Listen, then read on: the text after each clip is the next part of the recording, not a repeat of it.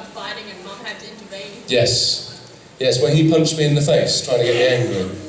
Yeah. I love that side of things, and also bringing Mum into the equation.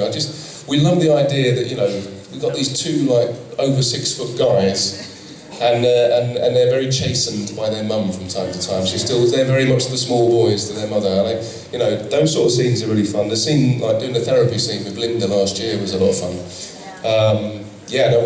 Long may it continue. I think, you know, when they're getting on, it's good. When they're not getting on, it's good. So. Hi, I'm asking another question. What is your favorite song, or does lately song stuck in your head? The latest song sticking in my head. Well, my 2 favourite albums from last year. Michael Kiwanuka, who did an album called Love and Hate, which is fantastic. He's a British singer-songwriter. And then we used a couple of songs in our show from an Icelandic band called Kaleo. That album is my favourite album of this last year, and yeah, every song on it is fantastic. But I think, you know, if I was going to pick one, it would probably be Way Down We Go. Yeah. You know, it's just an epic song. Do you know the song I'm talking about?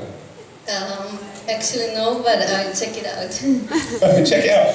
Kaleo. Kaleo. They're amazing. Thank you. Thank you.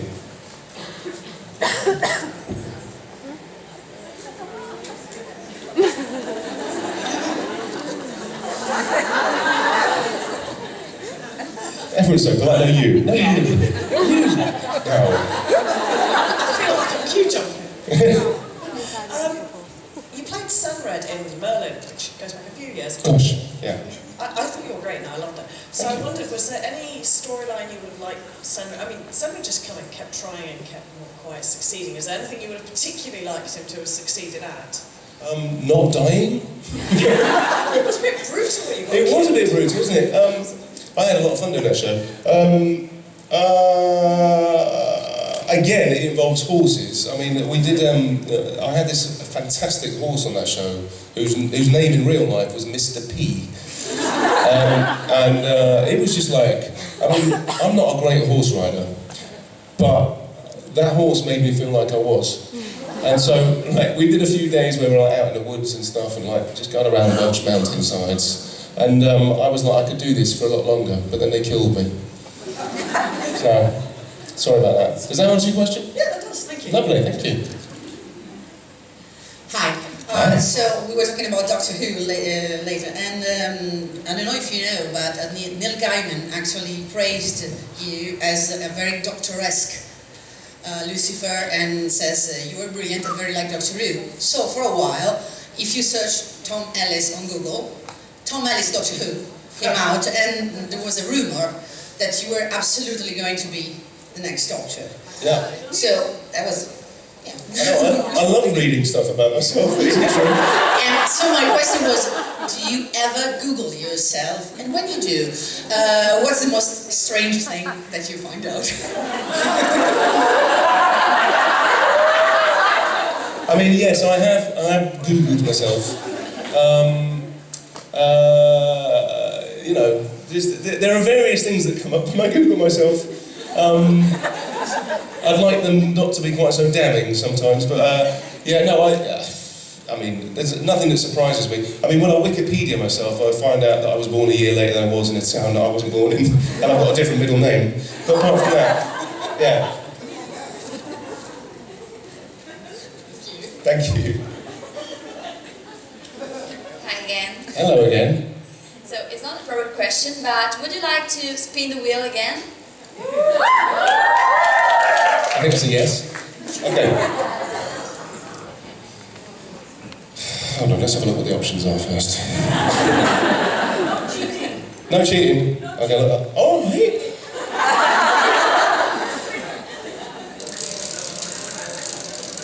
Can't bear the tension. Yeah! Sing or dance? What does that mean? You have to sing and dance for us. I have to sing and dance? Yeah. Goodness me. You put your left foot in, your left foot out, in, out, you shake it all out. That's what it's all about. Everybody! Oh, okay.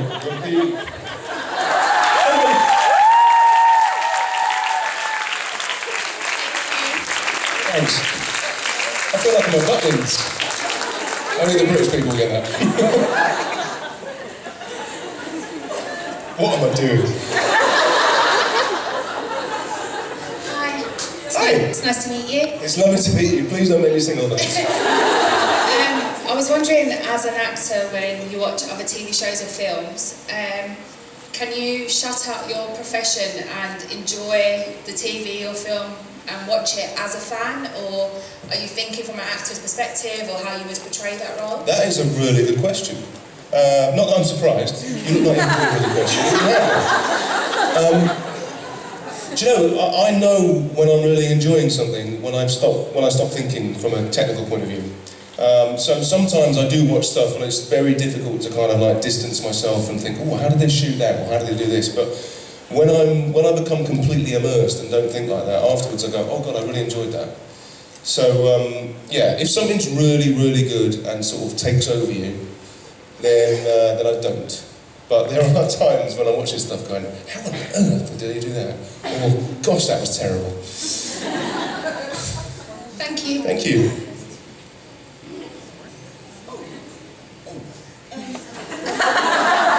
Sorry, hello again. Hello again. This is a question that is a continuation of the last question.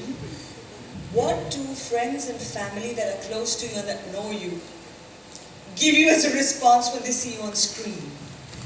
Are they totally enthralled, or do they totally laugh at you?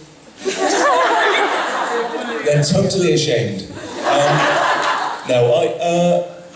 My family at first, you know, found it a bit sort of weird seeing me on TV when I first started acting. But I have to say, my little sister is probably she's not that small. She's tiny. My little sister is probably like my biggest fan. Is that the one who's your twin? No, I've got 3 sisters. Okay. I'm like Chekhov.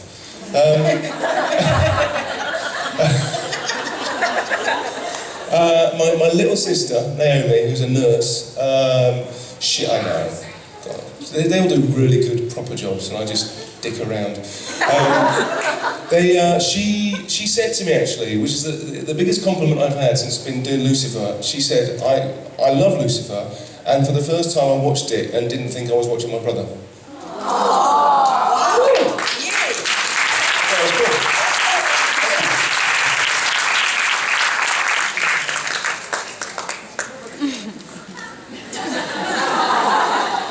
Can't bear the tension. Hello. I was wondering, I either read or saw an interview where you said you come from a pretty religious family. Yeah. And I'm wondering how they saw, like, when they heard you were playing Lucifer, they We don't talk anymore. I'm only asking No, because, like, my mom freaked out when she said she saw me watching something and like Lucifer came up. Like, what are you watching? Did she give you a hard time about it? The fun, excuse me. Yeah, I mean, first off, I grew up in a religious family. But I have, my experience of religion was very positive in terms of it was about, the good side of Christianity, like forgiveness, understanding, tolerance, love, peace, letting people just get on. I'm all for that. It was weird doing a show called Lucifer in America that before the show was even on, there was a group of people that tried to get the show banned, right? What a fun bunch they are. And the thing was, they hadn't seen the show. Now, for me, that says more about them than it does about our show, right? But we're not trying to offend anybody. We're not trying to, retell the Bible.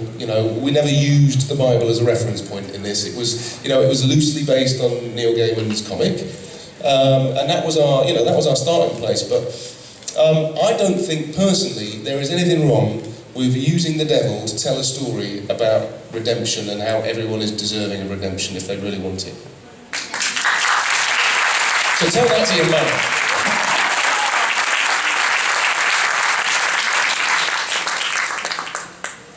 Hello. Hello. Hi. I chose two questions from, if you have ever seen the Inside the Actors Studio with James Lipton. You make me sound all posh. There are 10 questions. He Oh, bloody asks all the actors at the end of it. And so if I ask you what turns you on, creatively, spiritually, or emotionally, and what turns you off? What turns me on creatively? Spiritually and emotionally. So whatever, what turns you on and what turns you off? You're welcome. Thank you. I think, talent is very attractive. If someone's really good at something, I think that's very attractive, and that does turn me on. And especially if it's something I can't do, like watching someone play piano amazingly, or watching, someone play a musical instrument amazingly. I find that very attractive, and that really gets me going. I get really excited watching someone. Not like that. Oh my gosh, there's a guitar. Calm down, everyone. No, but you know what I mean? If I go and watch a really good play at the theatre, I get excited because it's there's a creative, but stop laughing, there's a creative buzz. And that's what gets me going. Spiritually. What turns me off? What turns me off is people not being very nice to each other. I can't bear it if someone's being horrible to someone. I feel like I have to stand up for them. I don't like bullies.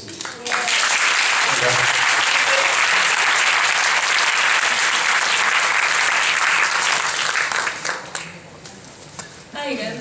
Hi. What do you have in common with Lucifer the most, and what the least? What parts of him are most like you? And Well, I've always thought we look quite similar. true.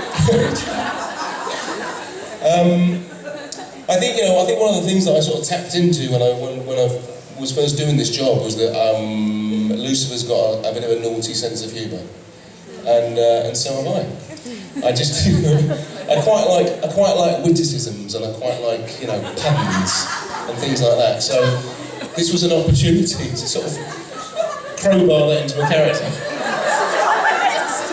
basically. What else do I like? I like his suits. I like the way he dresses. I mean, it's quite an effort to dress like that all the time. But yeah, I think, what don't I have in common with him? I'm not really the devil. Or am I? Detective. No.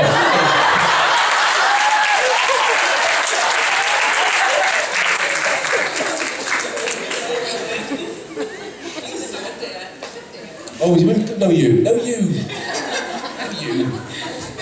Hi. What is your guilty pleasure? I smoke. It's terrible. Don't applaud that. Where are you from? The 80s?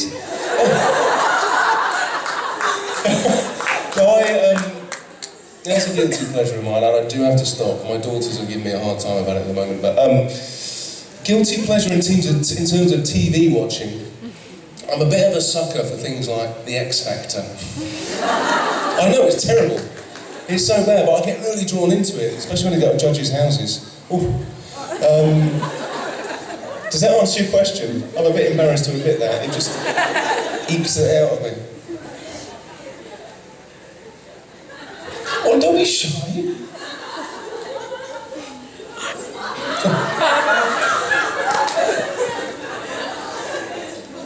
It's very hot over there. Apple juice.